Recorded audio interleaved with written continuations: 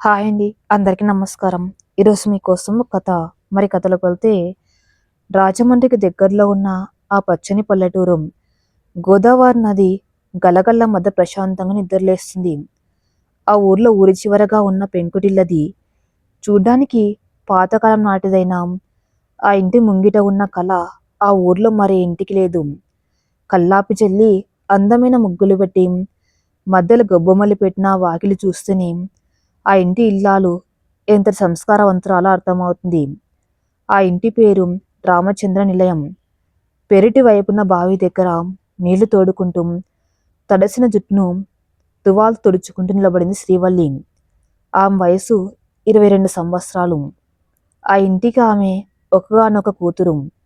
పచ్చని చామంచాయ రంగు తీర్చిదిద్దినట్టు నాసికం, ఏ భావాన్నైనా ఇట్టే పలికించే విశాలమైన కళ్ళు, భుజాల మీద పడుతున్న పొడవాటి జడ. అచ్చంగా రవివర్మ గారు గీసిన చిత్రపటంలా ఉంటుంది శ్రీవల్లి.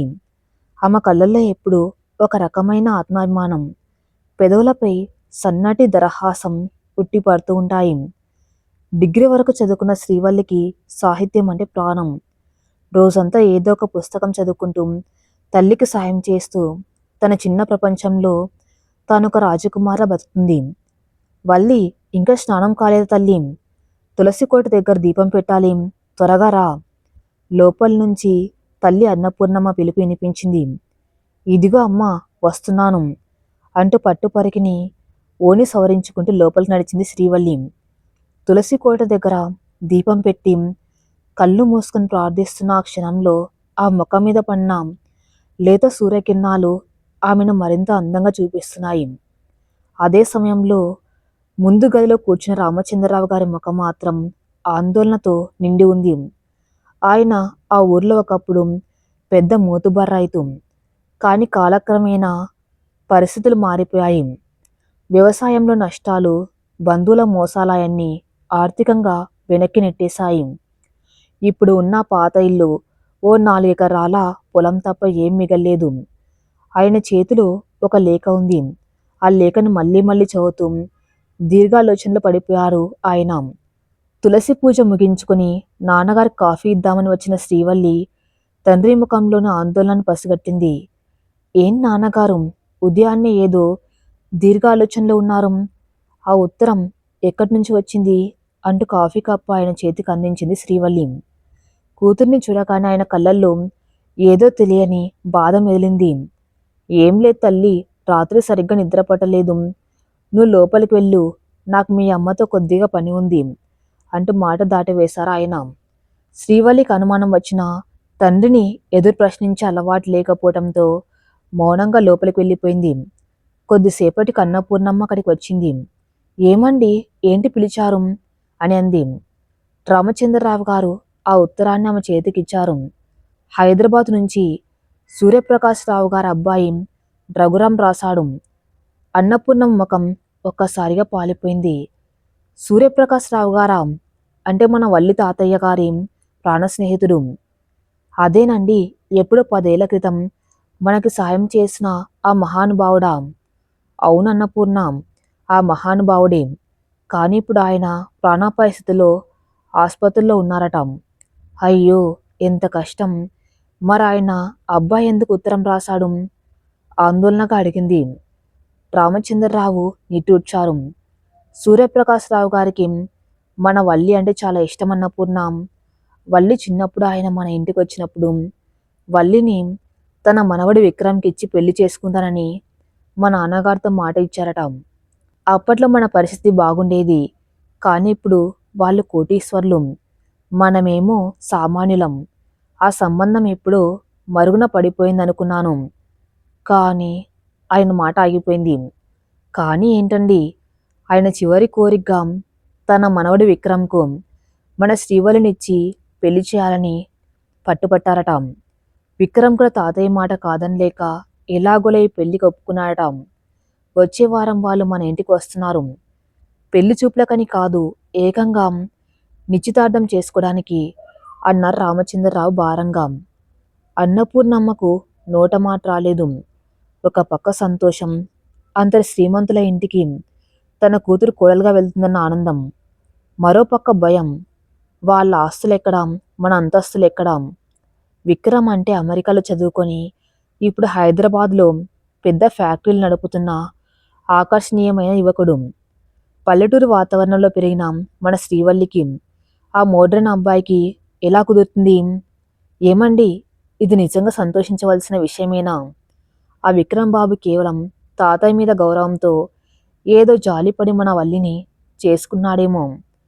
జాలితో చేసే పెళ్లిలో ప్రేమ ఉండదండి. నా కూతురు ఆత్మాభిమానం చంపుకొని ఆ ఇంట్లో బతకగలదా? తల్లి మనస్సు తల్లడిల్లింది. ఇదంతా గదిగుమ్మం వెనక నిలబడి వింటున్న శ్రీవల్లి గుండె ముక్కలైంది. తన పెళ్లి తన ప్రమేయం లేకుండా, తన ఇష్టం అడగకుండా, ఎప్పుడో ఎవరో చేసిన వాగ్దానం కోసం ఒక అపరిచితుడితో జరుగుతుందా? విక్రమ్ పేరు వినడమే కానీ ఆ మనిషి ఎలా ఉంటాడో కూడా తెలియదు. ఒక శ్రీమంతుడి ఇంట్లో అది కూడా ఇష్టం లేకుండా తాతయ్య బలవంతం మీద చేసుకునే పెళ్లి. ఇది కేవలం బలవంత పెళ్లి కాదా? తన ఆశలు, తన కళ్ళు అన్నీ ఇలా ఒక బాధని బలిపీఠం మీద బలి అయిపోవాల్సిందేనా? శ్రీవల్లి కళ్ళల్లోంచి 2 కన్నీటి చుక్కలు రాలి చెంపల మీదగా జారిపోయాయి. కానీ ఆ వెంటనే ఆమె వాటిని తుడుచుకుంది. తండ్రి పట్ల ఆమెకున్న గౌరవం, ఆ కుటుంబం తమకు చేసిన మేలు ఆమెను మౌనంగా ఉండేలా చేశాయి. తన తండ్రి ఆర్థిక పరిస్థితి బాగులేని సమయంలో ఆయనకు నేను ఎదురు చెప్పి ఆయన గుండెల్లో బాధను పెంచకూడదు అనుకుంది. రాత్రి 10 గంటలవుతుంది. శ్రీవల్లి తన గదిలో కిటికీ పక్కన కూర్చుని ఆకాశంలోని చందమామ వంక చూస్తుంది. ఆమె మనసంతా ఒకటే అలజడి. విక్రమ్ ఎలాంటి వాడు? డబ్బున్న అహంకారంతో తనను చులకనగా చూస్తాడా? తాతయ్య మీద కోపం తన మీద చూపిస్తాడా? ఇన్ని ఆలోచనల మధ్య ఆమెకు నిద్ర పట్టలేదు. మరుసటి రోజు ఉదయం ఇంట్లో హడావిడి మొదలైంది. హైదరాబాద్ నుంచి సూర్యప్రకాశ్ రావు గారి కుటుంబం వస్తున్నారని ఇల్లంతా శుభ్రం చేస్తున్నారు. అన్నపూర్ణమ్మ వంటగదిలో రకరకాల పిండి వంటలు చేస్తుంది. రామచంద్రరావు గారు ఊర్లో ఉన్న పెద్దలను పిలిచి ఏర్పాట్లు చూసుకున్నారు. శ్రీవల్లికి మాత్రం ఇదంతా ఒక నాటకంలా అనిపిస్తుంది. తన పెళ్లి చూపులు జరుగుతున్నాయన్న ఆనందం కానీ, సిగ్గు కానీ ఆమెలో ఏ కోశాన లేదు. కేవలం ఒక యంత్రంలా తల్లి చెప్పిన పనులు చేస్తుంది. వల్లి, ఇలా రామ్మా, అన్నపూర్ణం పిలిచింది. శ్రీవల్లి వెళ్ళి తల్లి ముందు నిలబడింది. ఏంటే ఆ ముఖం అలా మార్చుకున్నావు? ఎంతో అదృష్టం ఉంటే కానీ ఇలాంటి సంబంధం రాదు. వాళ్ళేవో పట్టుచీరలు తీసుకొస్తారట. అవసరం లేదు, మనకున్న దాంట్లోనే మంచిది కట్టుకుని రాం. నా కూతురు ఏ రంగు చీర కట్టుకున్నాం మహాలక్ష్మిలాగే ఉంటుంది. వెళ్ళి త్వరగా ముస్తాబవు అంటూ ప్రేమగా కూతురు తల నిమిరింది అన్నపూర్ణమ్మ. తల్లి మాటలకు శ్రీవల్లి మనసు ద్రవించింది. కన్నీళ్లను బలవంతంగా ఆపుకుంటూ సరేనమ్మా అని చెప్పి గదిలోకి వెళ్ళింది. పసుపు రంగు పట్టుచీర, దానికి ఎరుపు రంగు అంచు ఉన్న చీరను ఎంచుకుంది. ఆ చీర కట్టుకుని జడ వేసుకుని అద్దంలో తన్ను తాను చూసుకుంది. ఆ అందమైన రూపం వెనక అంతులేని విషాదం దాగుంది. మధ్యాహ్నం 12 గంటల సమయంలో ఇంటి ముందు 2 పెద్ద ఖరీదైన కార్లు వచ్చి ఆగాయి. ఆ కార్ల చప్పుడు విని ఊర్లో వాళ్ళంతా గుంపులుగా చేరారు. కారులోంచి ముందుగా రఘురాం, ఆయన భార్య విశాలాక్షి దిగారు. వాళ్ళ వెంటే 6 అడుగుల అజానుబాహుడు ఖరీదైన సూట్ ధరించి ముఖం మీద గంభీరత్వం ముట్టిపడుతున్న ఒక యువకుడు దిగాడు. అతడే విక్రమ్. విక్రమ్ చూపులు చాలా పదునుగా ఉన్నాయి. ఆ పల్లెటూరి వాతావరణం, ఆ పాత ఇల్లు చూసి అతని పెదవులపై ఒక సన్నటి వెంగపు నవ్వు మెరిసింది. అతనికి ఈ పెళ్లి ఏమాత్రం ఇష్టం లేదు. తన స్థాయికి ఏమాత్రం సరితూగని ఈ పల్లెటూరు అమ్మాయిని తన తాతయ్య ప్రాణాలు కాపాడడం కోసం తప్పనిసరి పరిస్థితుల్లో పెళ్లి చేసుకోవాల్సి వస్తుంది. అతని మనసులో శ్రీవల్లిపై ఎలాంటి పాజిటివ్ అభిప్రాయం లేదు. డబ్బు కోసం మా తాతయ్యని ఎమోషన్ బ్లాక్మెయిల్ చేసి ఉంటారు ఈ ఊరి జనాలు అని అతను బలంగా నమ్ముతున్నాడు. రామచంద్రరావు గారు అన్నపూర్ణమ్మ ఎదురెళ్ళి వాళ్ళని మర్యాదగా లోపలికి ఆహ్వానించారు. ఇంట్లోని పెద్ద హాల్లో అందరూ ఆసీనులయ్యారు. మర్యాదలు పలకరింపులయ్యాక అసలు విషయం మొదలైంది. చూడండి రామచంద్రరావు గారు, నాన్నగారు ఆరోగ్యం విషమంగా ఉన్న ఈ సమయంలో వేరే లాంఛనాలు, ఆడంబరాలు లేకుండా సింపుల్గా నిశ్చితార్థం చేసుకుని వెళ్దామని వచ్చాము. మీ అమ్మాయిని పిలవండి అన్నాడు రఘురాం. అన్నపూర్ణమ్మ లోపలికి వెళ్ళి శ్రీవల్లిని తీసుకుని వచ్చింది. చేతిలో కాఫీ కప్పుల ట్రేతో తల వంచుకొని మెల్లగా అడుగులు వేస్తూ వస్తున్న శ్రీవల్లిని చూడగానే హాల్లో ఒక క్షణం నిశ్శబ్దం ఆవరించింది. పసుపు రంగు పట్టు చీరలో దేదీప్యమానంగా వెలిగిపోతున్న ఆమె అందం ముందు ఆ క్షణం ఆ ఇంటి పేదరికం కూడా చిన్నబోయింది. విక్రమ్ కూడా ఒక క్షణం ఆమెను అలానే చూస్తూ ఉండిపోయాడు. అతను ఊహించిన పల్లెటూరు అమ్మాయి రూపం వేరు, ఇప్పుడు తన ముందు ఉన్న ఈ అప్సరస లాంటి అమ్మాయి వేరు. ఆ ముఖంలో ఒక స్వచ్ఛత, ఒక ఆత్మాభిమానం స్పష్టంగా కనిపిస్తున్నాయి. కానీ ఆ వెంటనే అతను తన మనసును బిగపట్టుకున్నాడు. అందం ఉంటే సరిపోదు, నా ప్రపంచంలో అడుగుపెట్టే స్థాయి, కల్చర్ ఆమెకున్నాయా అని తనలో తాను తర్కించుకున్నాడు. శ్రీవల్లందరికీ కాఫీ ఇచ్చి తల వంచుకొని పక్కన నిలబడింది. ఆమె గుండె వేగంగా కొట్టుకుంటుంది. విక్రమ్ చూపులు తనను గుచ్చుగుచ్చి చూస్తున్నట్టుగా ఆమెకు అనిపించింది.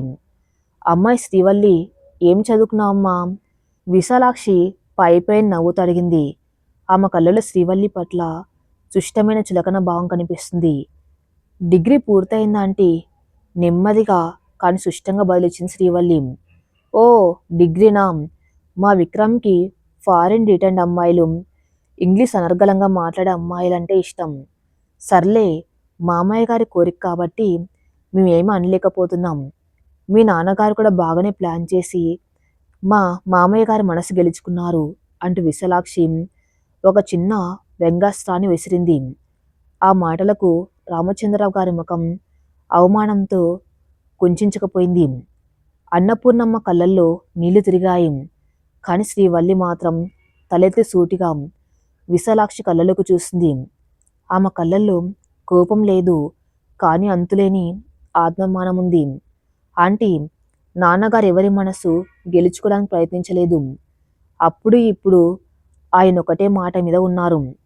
పెద్దలు చేసిన వాగ్దానాన్ని గౌరవించడం మా సంస్కారం. మీకు ఈ సంబంధం ఇష్టం లేకపోతే నిర్మోహమాటంగా చెప్పొచ్చు, మాకు ఇలాంటి అభ్యంతరము లేదు అంటూ అత్యంత మర్యాదగా కానీ అంతే ఖచ్చితంగా చెప్పింది శ్రీవల్లి. శ్రీవల్లి ఇచ్చిన ఆ ఊహించని జవాబుకి హాలంతా నిశ్శబ్దమైంది. విక్రమ్కు మొదటిసారి ఆ మీద ఆసక్తి కలిగింది. ఈ అమ్మాయిలో కేవలం అందమే కాదు, పొగరు కూడా బాగానే ఉందన్నమాట. భలే, ఈ బలవంత పెళ్లిలో కనీసం ఇదొక వినోదంలో మారుతుందేమో చూద్దాం అనుకున్నాడు విక్రమ్ తనలో తాను వ్యంగ్యంగా నవ్వుకుంటూ. హాల్లో వాతావరణం ఒక్కసారిగా స్తంభించిపోయింది. శ్రీవల్లి పెదవుల నుండి వచ్చిన ఆ సుష్టమైన ఆత్మాభిమానంతో కూడిన మాటలకు అక్కడ ఉన్న వారందరూ నిర్ఘాంతపోయారు. ఒక పల్లెటూరి మధ్యతరగతి అమ్మాయి కోటీశ్వర్లైన తమను ఉద్దేశించి అంత ధైర్యంగా నిక్కచ్చిగా మాట్లాడుతుందని బహుశా వాళ్ళెవరూ ఊహించి ఉండరు. విశాలాక్షి ముఖం అవమానంతో ఎర్రబడింది. ఏదో అనబోయింది, కానీ ఆమె భర్త రఘురాం ఆమెను వారించాడు. విశాలాక్షి, ఆగు, పసిపిల్ల, ఏమీ తెలియంది, ఆ మాత్రం అభిమానం ఉండటం తప్పు కాదులే అంటూ పరిస్థితిని చక్కదిద్దే ప్రయత్నం చేశారు. రామచంద్రరావు గారికి మాత్రం గుండె ఆగినంత పనైంది. కూతురి మాటలు ఆయనకు గర్వకారణంగానే ఉన్నా ఈ సంబంధం ఎక్కడ చెడిపోతుందన్న భయం ఆయన కళ్ళల్లో సుష్టంగా కనిపిస్తుంది. క్షమించండి బాబు, ఏమీ తెలియని పిల్ల నా మీద ఉన్న ప్రేమతో అలా మాట్లాడేసింది. వల్లి, ఏంటమ్మా మాటలు? పెద్దవాళ్ళతో ఇలాగైనా మాట్లాడేది, లోపలికి వెళ్ళు అని మందలించాడు తండ్రి. శ్రీవల్లి మారు మాట్లాడలేదు. తండ్రి మాటలకు ఎదురు చెప్పే అలవాటు ఆమెకు లేదు. ఒక్కసారి విక్రమ్ వైపు సూటిగా చూసి తల వంచుకొని లోపలికి నడిచింది. విక్రమ్కు మాత్రం ఆమె చూపుల్లోని ఆ తీక్షణత ఒక సవాల్లా అనిపించింది. అతని అహం దెబ్బతింది. తన చుట్టూ ఉన్న అమ్మాయిలంతా తన ఆస్తిని, తన అందాన్ని చూసి వలపుల వల విసురుతూ ఉంటే ఈ పల్లెటూరు పిల్ల మాత్రం తనను, తన కుటుంబ అంతస్తులను ఒక లెక్కలో లేనట్టుగా చూస్తుంది. ఆమె ఆత్మాభిమానం అతనికి వింతగా, కొద్దిగా ఆకర్షణీయంగా, అంతకంటే ఎక్కువగా కోపం తెప్పించేలా అనిపించింది. అంకుల్, విక్రమ్ గంభీరమైన గొంతు అన్నాడు. హాల్లో అందరి చూపులు అతని వైపు తిరిగాయి. నేను మీ అమ్మాయితో ఒంటరిగా మాట్లాడాలి. మా తాతయ్య కోరిక మేరకు నేను ఈ పెళ్లికి ఒప్పుకొని వచ్చాను. కానీ పెళ్లికి ముందు ఇద్దరి మనస్తత్వాలు కలుస్తాయో లేదో తెలుసుకోవటం ముఖ్యం. నాకొక 10 నిమిషాలు మీ అమ్మాయితో ఏకాంతంగా మాట్లాడే అవకాశం ఇస్తారా? రామచంద్రరావు గారు కాదనలేకపోయారు. తప్పకుండా బాబూ! మా పెరట్లోకి వెళ్ళండి. అక్కడ ప్రశాంతంగా ఉంటుంది. నేను వల్లిని పంపిస్తాను అని అన్నాడు. విక్రమ్ లేచి మెల్లగా నడుచుకుంటూ పెరటి వైపు వెళ్ళాడు. ఆ పెరడు చాలా విశాలంగా ఉంది. చుట్టూ కొబ్బరి చెట్లు, మధ్యలో ఒక పాత బావి, దాని పక్కనే విరబూసిన మల్లె పందిరి. ఆ మల్లె సువాసన గాల్లో కలిసి మనసుకి ఏదో తెలియని ఆహ్లాదాన్ని ఇస్తుంది. విక్రమ్ తన ఖరీదైన షూస్తో ఆ పల్లెటూరి మట్టి మీద నడుస్తూ ఉంటే అతని చుట్టూ ఉన్న ప్రకృతి అతన్ని ఎగతాళి చేస్తున్నట్టు అనిపించింది. కొద్ది క్షణాల్లో వెనక నుంచి అలికిడి అయింది. శ్రీవల్లి నెమ్మదిగా నడుచుకుంటూ వచ్చి బావి కట్ట దగ్గర నిలబడింది. పసుపు రంగు పట్టు చీరలో జెల్లో పెట్టుకున్న కనకంబరాల పూల మధ్య ఆమె ముఖం వికసించిన పద్మంలా ఉంది. విక్రమ్ ఆమెను పైనుండి కిందకు పరిశీలనగా చూశాడు. సో శ్రీవల్లి అని గంభీరంగా అన్నాడు. చెప్పండి. ఆమె గొంతులో ఎలాంటి తడబాటు లేదు. నీకు చాలా పొగరనిపిస్తుంది. మా అమ్మగారు ఏదో మాట వరుస కంటే అంతలా రియాక్ట్ అవ్వాల్సిన అవసరం ఏముంది? అయినా మా అంతస్తు ముందు మీరెంత అని సూటిగా దాడికి దిగాడు విక్రమ్. శ్రీవల్లి పెదవులపై ఒక సన్నటి నవ్వు మెరిసింది. అందులో వ్యంగ్యముంది. అంతస్తుల గురించి మాట్లాడే హక్కు మీకు లేదండి. ఎందుకంటే మీ అంతస్తు మీ ఆస్తి చూసి మేం మీ ఇంటికి రాలేదు. మీరే మీ తాతగారి ప్రాణాలు నిలబెట్టుకోవడం కోసం మా గడప తొక్కారు. అవసరం మీది, మాది కాదు. ఇక నా మాటల్లో ఉన్నది పొగరు కాదు, ఆత్మాభిమానం. డబ్బున్న వాళ్ళకి అది అర్థం కావటం కొంచెం కష్టమేలేండి. విక్రమ్ కళ్ళు కోపంతో ఎర్రబడ్డాయి. నువ్వు లిమిట్స్ క్రాస్ చేస్తున్నావు శ్రీవల్లి. చూడు, నీకు నేను క్లియర్గా ఒక విషయం చెప్పడానికి ఇక్కడికి పిలిచాను. ఈ పెళ్లి నాకు ఇష్టం లేదు. మా తాతయ్య ఎమోషనల్ బ్లాక్మెయిల్ చేయడం వల్లే నేను ఇక్కడి దాకా వచ్చాను. నా లైఫ్ స్టైల్ వేరు, నా ప్రపంచం వేరు. నేను కార్పొరేట్ మీటింగ్స్, బిజినెస్ పార్టీల్లో ఉంటాను.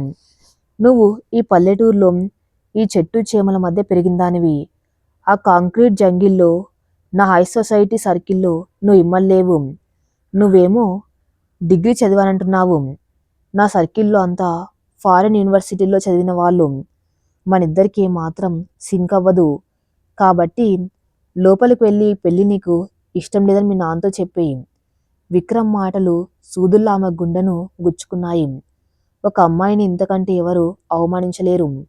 ఆమె చదువును, ఆమె పల్లెటూరుతనాన్ని అతనెంత చులకనగా చూస్తున్నాడో ఆమెకు సుష్టంగా అర్థమైంది. కానీ శ్రీవల్లి కన్నీళ్లు పెట్టుకోలేదు. ఆమె కళ్ళు మరింత దృఢంగా మారాయి. మీరు చెప్పింది నిజమే విక్రమ్ గారు. మీ ప్రపంచం నా ప్రపంచం వేరు. మీ నకిలీ నవ్వుల హై సొసైటీ పాటల కంటే నా పల్లెటూరి మట్టి వాసనే నాకు ఇష్టం. కానీ ఈ పెళ్లి వద్దని చెప్పే ధైర్యం లేని పిరికివారు మీరు. తాతగారికి భయపడి ఇక్కడి దాకా వచ్చి ఇప్పుడు నన్ను వద్దని చెప్పమంటారా? మీ బాధల నుండి తప్పించుకోవడానికి నన్ను పావుగా వాడుకోవాలని చూస్తున్నారా అని సూటిగా ప్రశ్నించింది. విక్రమ్ నిర్ఘాంతపోయాడు. నేను పిరికివాణ్ణా? What you mean? అవును, పిరికివారే. మీకు నిజంగా నా మీద, ఈ సంబంధం మీద ఇష్టం లేకపోతే నేరుగా మీ తాతగారికి ఆ విషయం చెప్పి ఉండొచ్చు కదా. ఆయన ప్రాణాలు పోతాయని భయపడ్డారు అంటే ఆయన మీద ఉన్న ప్రేమే కదా మిమ్మల్ని ఇక్కడ దాకా తీసుకువచ్చింది. అలాగే మా నాన్నగారు కూడా ఆయన స్నేహితుడికి ఇచ్చిన మాట నిలబెట్టుకోవడం కోసం నా ఈ పెళ్లికి ఒప్పుకున్నారు. నా తండ్రి గౌరవం కోసం, ఆయన ఆత్మాభిమానం కోసం మీరంటున్న ఈ బలవంత పెళ్లి చేసుకోవడానికి నేను సిద్ధంగా ఉన్నాను. మీరు వద్దనుకుంటే మీరే లోపలికి వెళ్ళి ఆ మాట చెప్పండి. శ్రీవల్లి ఏ రోజు తన తండ్రి తలదించుకునేలా చేయదు. కరాఖండిగా చెప్పేసింది శ్రీవల్లి. విక్రమ్కి ఏమీ తోచలేదు. ఈ అమ్మాయి సాధారణమైంది కాదు. ఆమెలో ఒక అగ్నిపర్వతం దాగి ఉంది. తన మాటలతో బెదిరించి ఆమెను పంపించేద్దాం అనుకున్న అతని ప్లాన్ బెడిసికొట్టింది. ఆమె చెప్పిన దాంట్లో నిజముంది. తాతయ్యకు తను ఎలాగూ చెప్పలేడు. ఆమె తండ్రి కోసం ఆమె వెనక్కి తగ్గదు. అంటే ఈ పెళ్ళి తప్పదన్నమాట. ఒక రకమైన అసహనంతో విక్రమ్ జుట్టులోకి వేళ్లు పోనించుకున్నాడు. సరే నీ ఇష్టం. రేపు నా ఇంట్లో నీకు ఎలాంటి అవమానం జరిగినా, నీకు నరకం కనిపించినా దానికి నువ్వే బాధ్యురాలివి. ఐ వార్న్ యూ అంటూ కోపంగా వెనక్కి తిరిగి లోపలికి నడిచాడు విక్రమ్. శ్రీవల్లి ఆ బావికట్ట మీద అలానే నిలబడిపోయింది. విక్రమ్ వెళ్ళిపోగానే ఆమె కళ్ళలో దాచుకున్న కన్నీళ్లు ఒక్కసారిగా కట్టలు తెంచుకున్నాయి. నా రాత ఇలా రాసి ఉందా దేవుడా? నన్ను అడుగడుగున అవమానించే వాడితో 7 అడుగులు నడవాలా? నా ఆత్మాభిమానం ప్రతిరోజు చంపుకుంటూ ఆ బండరాయి లాంటి మనసుతో జీవితం పంచుకోవాలా అనుకుంటూ కుమిలిపోయింది. కానీ ఆమెకు వేరే దారి లేదు. తండ్రి కళ్ళల్లో చూసిన ఆశ, ఆయన పడుతున్న తపన ఆమెను బంధించాయి. కళ్ళు తుడుచుకొని ముఖం కడుక్కొని ఏమీ జరగనట్టుగా నెమ్మదిగా లోపలికి వెళ్ళింది. హాల్లో విక్రమ్ అప్పటికే తన నిర్ణయం చెప్పేసినట్లున్నాడు. వాతావరణం కొద్దిగా ఉత్సాహంగా మారింది. ఏం శ్రీవల్లి, మాట్లాడుకున్నారా? అన్నపూర్ణమ్మ కంగారుగా అడిగింది. శ్రీవల్లి అవునన్నట్టుగా తల ఊపింది. సరే అయితే, శుభస్య శీఘ్రం. మా నాన్నగారికి విషయం చెప్పి ఆనంద పెట్టాలి. లాంఛనాలవి తర్వాత చూసుకుందాం. ముందు పిల్లవాడి చేత ఆ ఉంగరం తొలగించేయండి అంటూ రఘురాం తన జేబులోంచి ఒక ఖరీదైన డైమండ్ ఉంగరాన్ని తీసి విక్రమ్ చేతికిచ్చాడు. అది ఎంగేజ్మెంట్ రింగ్. కనీసం బంధువులు లేకుండా, పూలదండలు లేకుండా, ఒక పీట మీద కూర్చడం లేకుండా ఎంత యాంత్రికంగా జరుగుతుంది ఈ నిశ్చితార్థం. శ్రీవల్లికి మనసంతా చేదుగా అనిపించింది. రామచంద్రరావు గారు శ్రీవల్లి చెయ్యి పట్టుకుని ముందుకు తీసుకొచ్చారు. వల్లి, చేయి చాచమ్మా అన్న ప్రేమగా. శ్రీవల్లి నెమ్మదిగా తన కుడి చేతిని ముందుకు చాచింది. విక్రమ్ ఆ డైమండ్ రింగ్ను పట్టుకుని ఆమె చేతి వేలికి తొరిగాడు. ఆ సమయంలో ఇద్దరి చేతులు తాకాయి. విక్రమ్ చేతి స్పర్శలో ఎలాంటి వెచ్చదనం లేదు. అది ఒక బాధను వదిలించుకుంటున్న ఒక యంత్రంలా అనిపించింది శ్రీవల్లికి. ఆ ఉంగరం తన వేలికి పడిన ఒక బరువైన సంఖ్యలా తోచింది. అలాగే అమ్మాయి కూడా ఈ ఉంగరాన్ని విక్రమ్కు తొలుగుతుంది అంటూ రామచంద్రరావు గారు తాము చేయించిన ఒక చిన్న బంగారు ఉంగరాన్ని శ్రీవల్లి చేతికిచ్చారు. శ్రీవల్లి ఆ ఉంగరాన్ని విక్రమ్ వేలికి తొలుగుతూ ఉంటే విక్రమ్ చూపులు మాత్రం ఆ ముఖం మీద ఉన్నాయి. ఆమె కళ్ళల్లో కన్నీటి పొర ఉన్నట్టు అతనికి స్పష్టంగా తెలుస్తుంది.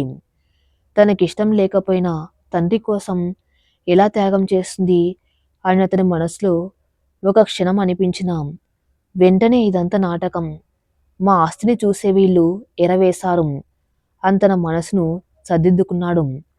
నిశ్చితార్థం లాంఛనంగా పూర్తయింది. ఒకరికొకరు నమస్కారాలు చేసుకున్నారు. రామచంద్రరావు గారు, నాన్నగారి ఆరోగ్యం దృష్ట్యా పెళ్లి ముహూర్తం వారం రోజుల్లోనే ఉంటుంది. మీరు ఎలాంటి ఖర్చు పెట్టుకునే అవసరం లేదు. అంతా మేమే చూసుకుంటాం.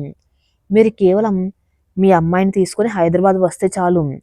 పెళ్లి ఘనంగా హైదరాబాద్లోనే జరుగుతుంది అని చెప్పారు రఘురాం. అలాగేనండి, మీ ఇష్టం. మా వల్లిని మీ ఇంటి మహాలక్ష్మిలో పంపుతాము. ఇక దాన్ని కంటికి రెప్పలా చూసుకోవాల్సిన బాత మీదే అని చేతులు జోడించారు రామచంద్రరావు. అదంతా మా మామయ్య గారు చూసుకుంటారులేండి. వస్తామంటూ విశాలాక్షి నిర్లక్ష్యంగా సమాధానం ఇచ్చి కారు వైపు నడిచింది. విక్రమ్ ఒక్క మాట కూడా మాట్లాడకుండా వెళ్ళి కారులో కూర్చున్నాడు. కనీసం వెళ్ళేటప్పుడు శ్రీవల్లి వైపు కన్నెత్తి కూడా చూడలేదు. కార్లు ఆ దుమ్ము రేపుకుంటూ వెళ్ళిపోయాయి. రామచంద్రరావు గారు పెద్ద భారం దిగినట్టుగా కుర్చీలో కూలబడ్డారు. అన్నపూర్ణ, చూసావా, మన వల్లి అదృష్టం. అంత పెద్దింటికి కోడలు కాబోతుంది.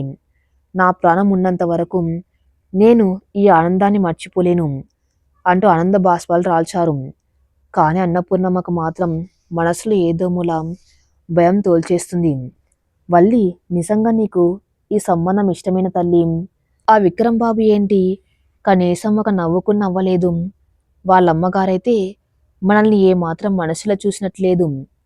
నువ్వక్కడ ఎలా నెగ్గొస్తావే తల్లి అంటూ కూతుర్ని అక్కన చేర్చుకుని ఏడ్చేసింది. శ్రీవల్లి తల్లిని ఓదారుస్తూ, పిచ్చమ్మ, పెళ్ళనగానే అందరికీ కాస్త టెన్షన్ ఉంటుంది. అందులోనూ ఆయన ఫారిన్లో పెరిగారు కదా. మన పద్ధతులు అలవాటు పడ్డానికి కాస్త సమయం పడుతుంది. నువ్వేం భయపడకు. నాన్నగారు ఎంత ఆనందంగా ఉన్నారో చూడు. ఆయన ఆనందం కంటే మనకేది ముఖ్యం చెప్పు అంటూ పైకి నవ్వుతూనే లోపల కుమిలిపోతున్న తన మనసును కప్పుచ్చుకుంది. ఆ రాత్రి శ్రీవల్లికి నిద్ర కరువైంది. తన వేలికి ఉన్న ఆ ఖరీదైన డైమండ్ ఉంగరం చీకట్లో తలతల మెరుస్తుంది. కాని ఆ మెరుపు వెనక ఉన్న చీకటి ఆమె భవిష్యత్తును వెక్కిరిస్తున్నట్లుంది. విక్రమ్ గారు, మీరు నన్ను మీ అహంకారంతో అణగదొక్కాలని చూస్తున్నారు. కానీ నా తండ్రి నాకు ఇచ్చిన ఆత్మాభిమానం, నా సంస్కారం నాకు రక్ష. ఈ పెళ్లి బలవంత పెళ్ళే కావచ్చు, కానీ నా ఆత్మాభిమానాన్ని తాకట్టు పెట్టి మీ ఇంట్లో ఒక బానిసలా మాత్రం నేను బతకను అని మనసులో గట్టిగా నిశ్చయించుకుంది శ్రీవల్లి. వారం రోజులు కళ్ళు మూసి తెరిచేలోగా గడిచిపోయాయి. ఊర్లో వాళ్ళందరూ శ్రీవల్లి అదృష్టాన్ని చూసి మురిసిపోయారు. రామచంద్రరావు గారు తనకున్న కాస్త పొలాన్ని కుదవపెట్టి కూతురికి కావలసిన పట్టుచీరలు, కొద్దిపాటి నగలు చేయించారు. వాళ్ళు కోటీశ్వర్లైనా నా కూతురు నేను రిక్త హస్తాలతో పంపలేను కదా అని ఆయన అన్నపూర్ణమ్మతో అన్నప్పుడు శ్రీవల్లి కన్నీళ్లు ఆపుకోలేకపోయింది. హైదరాబాద్ ప్రయాణం. రామచంద్రరావు గారి కుటుంబం రైల్లో హైదరాబాద్ బయలుదేరింది. ఆ రైలు చక్రాల చప్పుడు శ్రీవల్లి గుండె చప్పుల్లా ఉంది. వెనక్కి తిరిగి చూస్తే తన అందమైన గతం, ముందు చూస్తే ఒక తెలియని భయంకరమైన భవిష్యత్తు. హైదరాబాద్ స్టేషన్లో వాళ్ళ కోసం ఒక కారు పంపించారు విక్రమ్ వాళ్ళు. ఆ కారులో వాళ్ళు ఏకంగా ఒక పెద్ద ప్యాలెస్ లాంటి ఇంటి ముందు దిగారు. ఆ ఇంటి పేరు సూర్యప్రకాశ్ బంగ్లా. చుట్టూ ఎత్తైన ప్రహారీ గోడలు, గస్తీ తిరుగుతున్న సెక్యూరిటీ గార్డులు, విశాలమైన లాన్లు, పెద్ద పెద్ద ఫౌంటైన్లు. ఇదంతా చూస్తుంటే శ్రీవల్లికి తనకు బంగారు పంజరంలో అడుగు పెడుతున్నట్లు అనిపించింది. లోపలికి అడుగు పెట్టగానే వీల్చైర్లో కూర్చుని ఉన్న సూర్యప్రకాశ్ రావు గారు వాళ్ళని చూసి ఎంతో ఆనందంతో స్వాగతం పలికారు. ఆయన వయసు 70కి పైనే ఉంటుంది. మొన్నటి వరకు ఆసుపత్రిలో ఉండి ఇప్పుడు ఇంటికి వచ్చారు. రా రామ శ్రీవల్లి, నా ప్రాణ స్నేహితుడి మనవరాలివి. నువ్వు ఇంటికి వస్తున్నావన్న వార్త వినగానే నా ప్రాణాలు లేచి వచ్చాయి తల్లి. నిన్ను నా మనవడికిచ్చి పెళ్లి చేయాలన్నది నా జీవితకాలపు కోరిక. అది ఈరోజు తీరుతుంది అంటూ శ్రీవల్లి తల్లి మిరారు సూర్యప్రకాశరావు గారు. శ్రీవల్లి ఆయన పాదాలకు నమస్కరించింది. ఆయన ఆప్యాయత చూస్తూ ఉంటే ఈ ఒక్క ఇంట్లో తనని నిజంగా ప్రేమించే వ్యక్తి ఈయనే అనిపించింది ఆమెకు. సరిగ్గా అదే సమయంలో మేడపై నుంచి మెట్లు దిగుతూ వచ్చాడు Vikram. Black colour pant, white షర్ట్లో అతను చాలా హ్యాండ్సమ్గా ఉన్నాడు. కానీ అతని ముఖంలో అదే కఠినత్వం, అదే వ్యంగం. శ్రీవల్లి వైపు ఒకసారి చూసి తన తాతయ్య దగ్గరికి వెళ్ళాడు. తాతయ్య, నువ్వు మరీ ఎమోషనల్ అయిపోకు. డాక్టర్లు స్ట్రెస్ తీసుకోవద్దని చెప్పారు కదా అంటూ తాతయ్య భుజం పట్టుకున్నాడు. సూర్యప్రకాశ్ రావు గారు నవ్వుతూ, నాకేం కాదులేరా విక్రమ్, నా కోడలు వచ్చేసిందిగా, ఇక నేను నూరేళ్ళు బతుకుతాను. రేపే మీ పెళ్ళి అంత ఘనంగా జరగాలన్నాడు. విక్రమ్ చూపులు శ్రీవల్లి వైపు తిరిగాయి. ఆ చూపుల్లో చూసావా నా తాతయ్యను ఇలా బురిడి కొట్టించావో అన్న అర్థం స్ఫురిస్తుంది. శ్రీవల్లి ఆ చూపులను ధైర్యంగా ఎదుర్కొంది. ఇద్దరి మధ్య ఆ క్షణాల్లో ఒక మౌన పోరాటం మొదలైంది. పెళ్లి పనులు మొదలయ్యాయి. ఆ ఇల్లంతా బంధువులతో, పని వాళ్ళతో కోలాహలంగా ఉంది. కానీ శ్రీవల్లికి మాత్రం తనొక పరాయి ప్రపంచంలో ఉన్నట్టుగా ఉంది. ఎటు చూసినా ఆడంబరాలు, నకిలీ నవ్వులు, డబ్బే ప్రధానంగా బతికే మనుషులు. ఆ రాత్రి శ్రీవల్లి కేటాయించిన గదిలో ఒంటరిగా కూర్చుంది. రేపే పెళ్ళి. తన మెల్లో పడబోయే 3 ముళ్ళు తన జీవితాన్ని ఎటువైపు తీసుకెళ్తున్నాయో అన్న ఆలోచన ఆమెను ఉక్కిరిబిక్కిరి చేస్తుంది. అదే సమయంలో గత్తలుపులు ఎవరో కొట్టిన శబ్దం. రాత్రి 11 గంటలు అవుతుంది. రేపే తన పెళ్లి అన్న ఆలోచనలతో నిద్రపట్టక మంచం మీద కూర్చున్న శ్రీవల్లికి ఆ నిశ్శబ్ద వాతావరణంలో తన గత్తలుపులు ఎవరో నెమ్మదిగా తట్టిన చప్పుడు వినిపించింది. గుండె ఒక్కసారిగా వేగంగా కొట్టుకుంది. ఈ సమయంలో ఎవరు వచ్చుంటారు? బహుశా అమ్మాయి ఏమైనా అవసరమే వచ్చిందేమో అనుకుంటూ వెళ్ళి తలుపు తీసింది శ్రీవల్లి. కానీ గుమ్మంలో నిలబడే వ్యక్తిని చూడగానే ఆమె అడుగులు వెనక్కి పడ్డాయి. అక్కడ నిలబడి ఉన్నాడు విక్రమ్. లేత నీలం రంగు నైట్ ప్యాంటు, తెల్లటి టీషర్ట్ ధరించి ఉన్నాడు. అతని చేతిలో ఒక కాగితం ఉంది. ముఖంలో ఎప్పట్లాగే అదే గంభీరత్వం, కళ్ళల్లో అదే అహంకారం. నేను లోపలికి రావచ్చా అడిగాడు విక్రమ్. ఆమె సమాధానం కోసం ఎదురు చూడకుండా అని గదిలోకి అడుగు పెడుతూ శ్రీవల్లి తలుపులు వేసి అతని కొద్ది దూరంలో నిలబడింది. ఏంటి విక్రమ్ గారు ఈ సమయంలో వచ్చారు? రేపు ఉదయాన్నే ముహూర్తం కదా అంది ప్రశాంతంగా, తనలోని అలజడిని బయట పన్నివ్వకుండా. విక్రమ్ ఆమెను తీక్షణంగా చూశాడు. ఆ గదిలోని డిమ్లైట్ వెలుతురులో ఎలాంటి అలంకరణ లేకపోయినా ఆ ముఖం ఎంతో ఆకర్షణీయంగా కనిపిస్తుంది. కానీ తన మనసును వెంటనే కఠినంగా చేసుకున్నాడు. తన చేతిలో ఉన్న కాగితాన్ని టేబుల్ మీద పెట్టాడు. కూర్చో శ్రీవల్లి, నేను నీతో చాలా ముఖ్యమైన విషయం మాట్లాడాలి అన్నాడు కమాండింగ్గా. శ్రీవల్లి కూర్చోలేదు. చెప్పండి, నిలబడి వింటాను అంది ఖచ్చితంగా. ఆమె పొగరుకు విక్రమ్ లోపల రగిలిపోయాడు. చూడు, రేపు జరగబోయేది ఒక నిజమైన పెళ్లి కాదు. నా దృష్టిలో ఇదొక కాంట్రాక్టు. మా తాతయ్య ప్రాణాలు కాపాడడం కోసం ఆయన మొండి పట్టుదలకు తలొగ్గి నేను ఆడుతున్న నాటకం ఇది. మీ నాన్నగారికి నేను మాట ఇచ్చాను కాబట్టి మా తాతయ్య బతికి ఉన్నంత కాలం నువ్వు ఈ ఇంట్లో నా భార్యగా ఉండొచ్చు. దాని ప్రతిఫలంగా నీకు మీ కుటుంబానికి కావలసినంత డబ్బు ఆస్తి నేను ఇస్తాను. కానీ అని ఆగాడు విక్రమ్. శ్రీవల్లి కళ్ళు కోపంతో మెరిశాయి. కానీ ఏంటి? కానీ ఈ గది 4 గోడల మధ్య మనం భార్యాభర్తలం కాదు. నా పర్సనల్ లైఫ్లోకి నువ్వు ఎంటర్ అవ్వడానికి వీల్లేదు.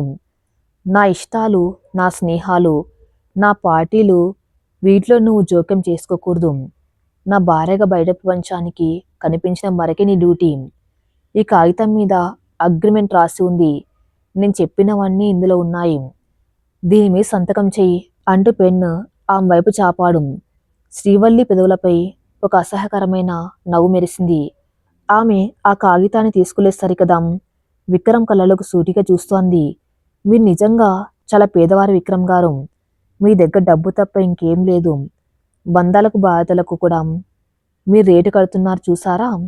మీ మనస్సు ఎంత దిగజారిపోతుందో నాకు అర్థమవుతుంది. What non sense! నాకే నీతులు చెప్తున్నావా? మా ఆస్తి మీద ఆశతోనే కదా నువ్వు ఈ పెళ్లికి ఒప్పుకున్నావు గద్దించాడు విక్రమ్. ఆస్తి మీద అవసరం నాది కాదు, మీది. మీ తాతగారిని బతికించుకోవాలన్నా మీ స్వార్థం ముందు నా జీవితాన్ని బలి పెడుతున్నాను నేను. నా తండ్రి ఇచ్చిన మాట కోసం నా కలలన్నింటినీ చంపుకొని ఈ నరకంలోకి అడుగు పెడుతున్నాను. కాంట్రాక్ట్లు అగ్రిమెంట్లు రాసుకోవడానికి ఇదొక బిజినెస్ డీల్ కాదు, ఇదొక త్యాగం.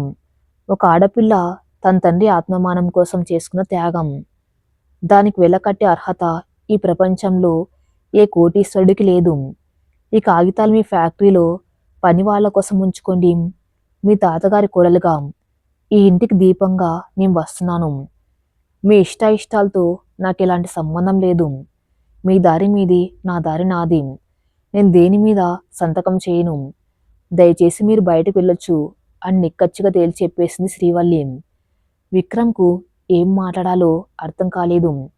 తన చుట్టూ ఉన్న వాళ్ళంతా తన డబ్బును చూసి భయపడతారు, లేదా వంగి వంగి దండాలు పెడతారు. కానీ పల్లెటూరి పిల్ల మాత్రం తన అహంకారాన్ని చెంపదెబ్బ కొట్టినట్టు తీసి పరేస్తుంది.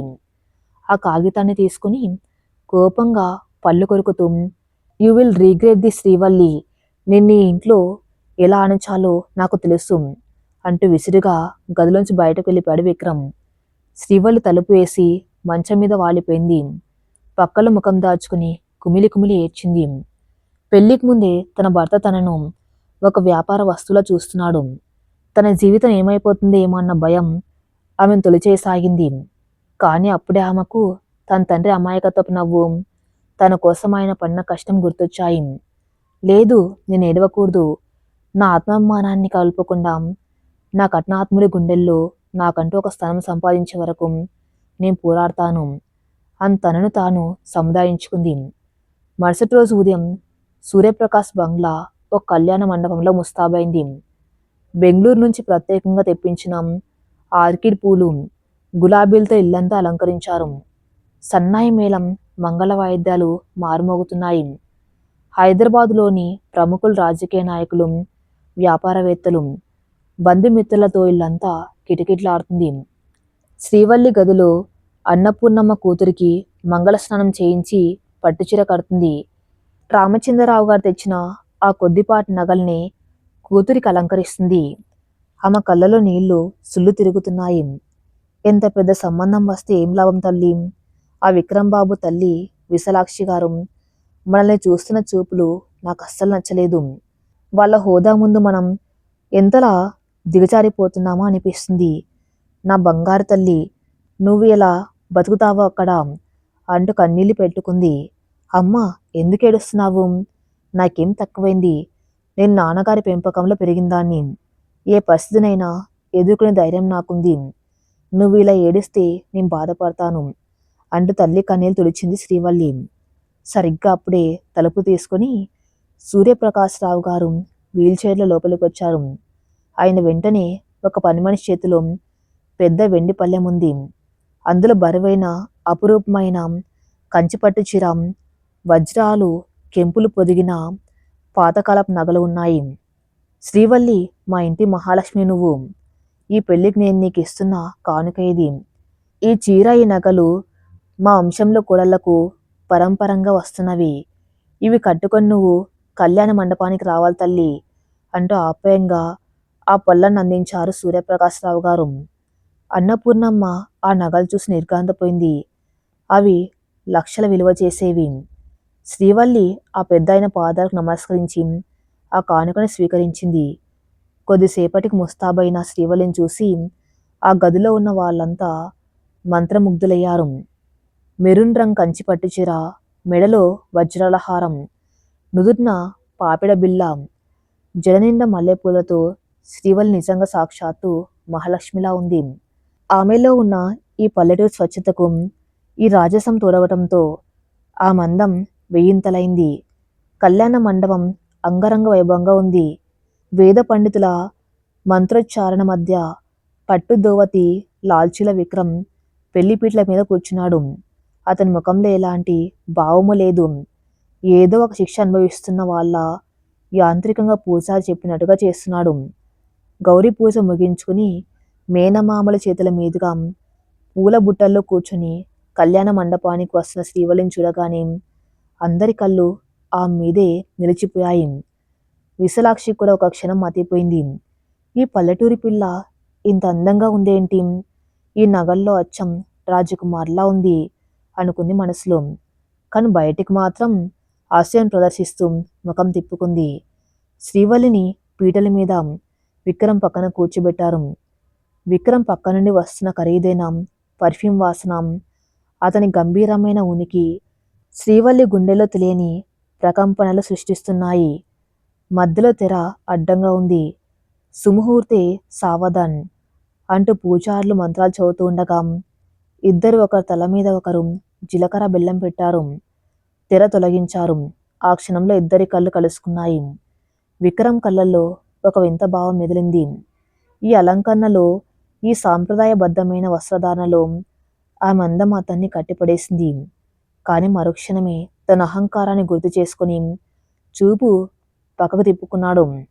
శ్రీవల్లి కళ్ళల్లో మాత్రం ఒక భయం, తన భవిష్యత్తు గురించిన ఆందోళన స్పష్టంగా కనిపిస్తున్నాయి. సరిగ్గా ముహూర్త సమయం ఆసన్నమైంది. పూజారి మంగళసూత్రాన్ని విక్రమ్ చేతికి ఇచ్చాడు. విక్రమ్ ఆ పసుపు తాడును చేతిలోకి తీసుకున్నాడు. అది కేవలం 3 ముళ్ళు కాదు, ఒక జీవితకాల బంధం. కానీ అతనికి ఆ తాతయ్య ప్రాణాల కోసం తను కట్టుకుంటున్న ఒక సంఖ్యలలా అనిపించింది. శ్రీవల్లి కళ్ళు మూసుకుంది. నాన్నగారి ఆనందం, తాతగారి ప్రాణాలు, తన ఆత్మాభిమానం ఇవన్నీ ఆ 3 ముళ్ళతో ముడిపడిపోతున్నాయి. మాంగళ్యం తంతునానేనా వేదమంత్రాల మధ్య సన్నాయి మేళాల హోర్లో విక్రమ్ నెమ్మదిగా శ్రీవల్లి మెల్లో 3 ముళ్ళు వేశాడు. ఆ ముళ్ళు పడగానే శ్రీవల్లి కళ్ళల్లోంచి 2 కన్నీటి బొట్లు రాలి ఆమె ఒళ్ళో పడ్డాయి. అవి ఆనంద బాష్పాలు కావు, తన స్వేచ్ఛను కోల్పోయిన ఒక పంజరపు చిలుక కన్నీళ్లు. అక్షింతలు వేసి అందరూ ఆశీర్వదించారు. పెద్దలందరికీ నమస్కారాలు చేశారు. నూతన వధూవరులు. రామచంద్రరావు గారి ఆనందానికి అవధుల్లేవు. కూతుర్ని ఆశీర్వదిస్తూ ఆయన కళ్ళెమ్మట నీళ్లు తెచ్చుకున్నారు. వివాహ తంతు పూర్తయింది. విందు భోజనాలు, అతిథుల పలకరింపులు అన్నీ ఒక కలలా గడిచిపోయాయి. సాయంత్రం 4 గంటల సమయం. అప్పగింతల సమయం రానే వచ్చింది. ప్రతి ఆడపిల్ల జీవితంలోనూ అత్యంత కఠినమైన, గుండెల్ని పిండేసే ఘట్టమది. హాల్లో ఒక పక్కగా సోఫాలో సూర్యప్రకాశ్‌రావు గారు, రఘురాం, విశాలాక్షి కూర్చుని ఉన్నారు. వారి ముందు విక్రమ్, శ్రీవల్లి నిలబడి ఉన్నారు. రామచంద్రరావు గారు, అన్నపూర్ణమ్మ ఇద్దరూ విక్రమ్ ముందుకు వచ్చారు. రామచంద్రరావు గారు చేతులు వణుకుతున్నాయి. ఆయన విక్రమ్ 2 చేతులను తన చేతుల్లోకి తీసుకున్నాడు. ఆ ముసలి కళ్ళల్లో నీళ్లు సుళ్ళు తిరుగుతున్నాయి. బాబూ, విక్రమ్ బాబూ, మాకు ఉన్నది ఈ ఒక్కతే కూతురు. కష్టమైన నష్టమైన పువ్వుల్లో పెట్టి పెంచుకున్నాం. ఈ రోజు నుంచి మా ప్రాణం మీ చేతుల్లో పెడుతున్నాము. ఏమీ తెలియని పిల్ల పల్లెటూరి వాతావరణంలో పెరిగింది. మీ పద్ధతులు, మీ ఆచారాలు అలవాటు పడడానికి కాస్త సమయం పడుతుంది. ఏదైనా తప్పు చేస్తే క్షమించండి బాబూ, కానీ దాన్ని కంటతడి పెట్టనివ్వకండి. దాన్ని కంటికి రెప్పలా చూసుకునే బాధ్యత మీదే అంటూ ఆ తండ్రి చేతులు జోడించి కన్నీళ్లు పెట్టుకున్నాడు. ఆ క్షణంలో విక్రమ్ గుండెలో ఏదో తెలియని చిన్న కదలిక. ఒక తండ్రి తన కూతురి కోసం పడుతున్న వేదన అతనిలో ఒక నిమిషం మనిషిని నిద్రలేపింది. కానీ తనలో తాను ఏమనుకున్నాడో ఏమో, వెంటనే తన ముఖాన్ని బిగబట్టుకుని, మీరేం కంగారు పడకండి అంకుల్, తను క్షేమంగానే ఉంటుంది అని పొడిగా సమాధానమిచ్చాడు. శ్రీవల్లి తన తల్లిదండ్రులను పట్టుకుని బోర్న విలిపించింది.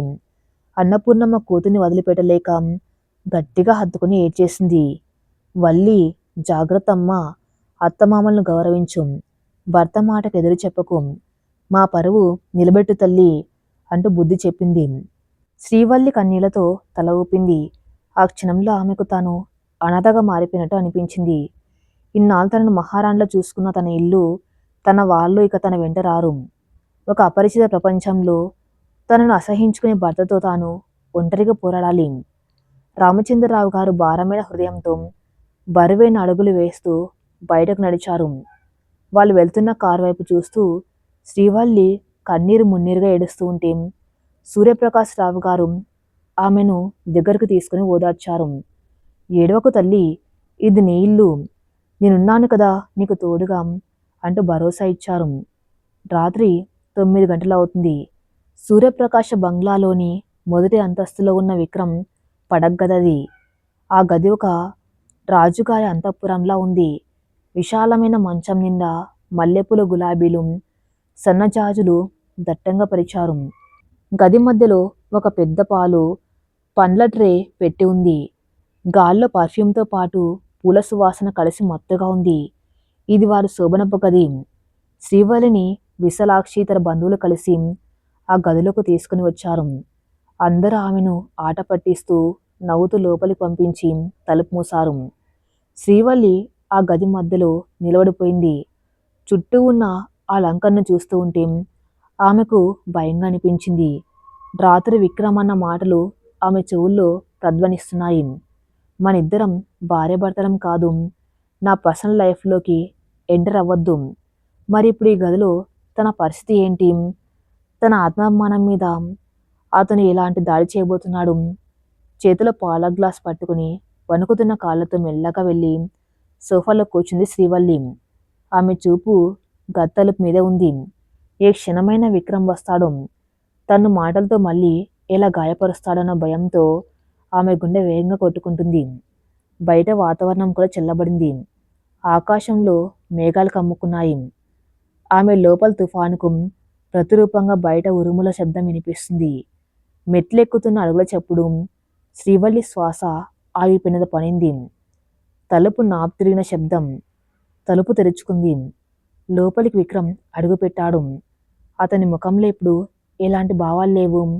ఒక చల్లని నిర్లక్ష్యపు చూపు మాత్రమే ఉంది. చేతిలో తన మొబైల్ ఫోన్ పట్టుకుని అలంకరించిన ఆ మంచం వైపు ఒక్కసారి చూసి వ్యంగ్యంగా నవ్వి శ్రీవల్లి వైపు తిరిగాడు. తలుపు మూసుకున్న శబ్దం ఆ నిశ్శబ్దమైన గదిలో ఒక పిడుగుపాట్లా అనిపించింది శ్రీవల్లికి. చేతిలో ఉన్న వెండి పాల గ్లాస్ కొద్దిగా వణికింది. ఆమె కళ్ళు నీలం చూస్తున్నాయి కానీ గదిలో కడుగుపెట్టిన విక్రమ్ అడుగుల చప్పుడు ఆమె గుండెల్లో ప్రధ్వనిస్తుంది. విక్రమ్ నెమ్మదిగా నడుచుకుంటూ వచ్చి ఆమె కొద్ది దూరంలో నిలబడ్డాడు. ఆ గదంతా మల్లెపూలు గులాబీల సువాసనలతో మత్తుగా ఉంది. పడకనింటిని అలంకరించిన తీరు, ఆ వాతావరణం, అక్కడున్న పాలు పండ్లు ఇవన్నీ చూస్తుంటే అతని పెదవులపై ఒక అసహ్యకరమైన వ్యంగ్యమైన నవ్వు మెరిసింది. చేతిలో ఉన్న మొబైల్ ఫోన్ను పక్కన ఉన్న చిన్న బల్ల మీద విసిరేసి జోబులో చేతులు పెట్టుకుని శ్రీవల్లి వైపు తీక్షణంగా చూశాడు. ఆమె అప్పటికి తల వంచుకుని కూర్చుని ఉంది. ఎర్రటి కంచిపట్టు చీర, మెడలో వజ్రాల హారాలు, నుదుటిన పాపిడి బిళ్ళ, చేతులకు నిండుగా గాజులతో ఒక అందమైన కళాఖండలా ఉంది శ్రీవల్లి. ఆమె అందం ఏ పురుషున్నైనా ఇట్టే కట్టిపడేస్తుంది. విక్రమ్ కూడా ఒక క్షణం ఆ ఆనందానికి, ఆ స్వచ్ఛతకు ముగ్ధురయ్యాడు. అతనిలో ఏదో తెలియని ఒక సున్నితమైన భావం తలెత్తింది. కానీ మరుక్షణమే అతని అహంకారం పడగ విప్పింది. ఈ పల్లెటూరి పిల్ల నన్ను, నా తాతయ్యను బురిడి కొట్టింది. ఈ ఇంటి కోడలుగా నా గదిలోకి వచ్చేసింది. దీనికి ఇంతకంటే ఇంకేం కావాలి అన్న కోపం ఆ సున్నితత్వాన్ని అణిచివేసింది. శ్రీవల్లి! విక్రమ్ గొంతు గంభీరంగా, కఠినంగా వినిపించింది. శ్రీవల్లి నెమ్మదిగా తలెత్తి అతని కళ్ళలోకి చూసింది. ఆమె కళ్ళల్లో భయం లేదు, కానీ ఒక రకమైన ఆందోళన, అంతులేని ఆత్మాభిమానం కలగలిపి ఉన్నాయి. ఈ పూల అలంకరణలు, ఈ పాలు పండ్లు చూసి నువ్వు ఏవేవో పగటి కలలు కనవద్దు. నిన్న రాత్రే నీకు సుష్టంగా చెప్పాను. ఈ పెళ్లి కేవలం మా తాతయ్య ప్రాణాల కోసం నేను ఆడుతున్న నాటకం మాత్రమేనని. ఈ గదిలోకి వచ్చావని, నా పేరు పక్కన నీ పేరు చేరిందని, నువ్వు నిజంగా నా భార్య అయిపోయావని భ్రమపడకు అంటూ సూటిగా పదునుగా మాట్లాడాడు విక్రమ్. శ్రీవల్లి పెదవులు కొద్దిగా అదిరాయి. ఎంత ప్రిపేర్ అయి ఉన్నా పెళ్ళైన మొదటి రాత్రి ఒక భర్త నోటి నుండి ఇలాంటి మాటలు వినడం ఏ ఆడపిల్లకైనా గుండెను కోసినట్లే ఉంటుంది. కానీ తన బాధను దిగమింగుకుంటూ, నాకు ఎలాంటి భ్రమలు లేవు విక్రమ్ గారు. మీరు చెప్పినట్టే ఇదొక కాంట్రాక్ట్ అయితే ఆ కాంట్రాక్ట్లో నా బాధ్యత తాతగారి ప్రాణాలు నిలబెట్టడం, నా తండ్రి పరువు కాపాడడం. అంతకు మించి మీ నుండి నేను ఆశించేది ఏమీ లేదు అంది స్థిరమైన గొంతుతో. విక్రమ్ ఆమె జవాబుకు కొద్దిగా ఆశ్చర్యపోయాడు. Very good. అయితే ఇక్కడి నుండి మన ఇద్దరి దారులు వేరు. ఆ మంచం మీద నేను పడుకుంటాను. నువ్వు కావాలంటే ఆ సోఫాలో పడుకో, లేదా కింద పడుకో. That's your choice. నా నిద్రకు ఎలాంటి డిస్టర్బెన్స్ ఉండకూడదు అంటూ తన కోట్ తీసి కుర్చీ మీద పడేసి వార్డ్రోబ్లోంచి ఒక బ్లాంకెట్ తీసుకుని మంచం మీదకు వెళ్ళాడు. ఆ పట్టు చీర, నగలు, ఆ వాతావరణం అంతా ఒక ప్రవాసనంలా అనిపించింది శ్రీవల్లికి. మరి తర్వాత ఏం జరగబోతుందో నెక్స్ట్ పార్ట్లో చూద్దాం. నెక్స్ట్ పార్ట్ కోసం నా ఛానల్ని ఫాలో అవుతూ ఉండండి. Thank you for listening.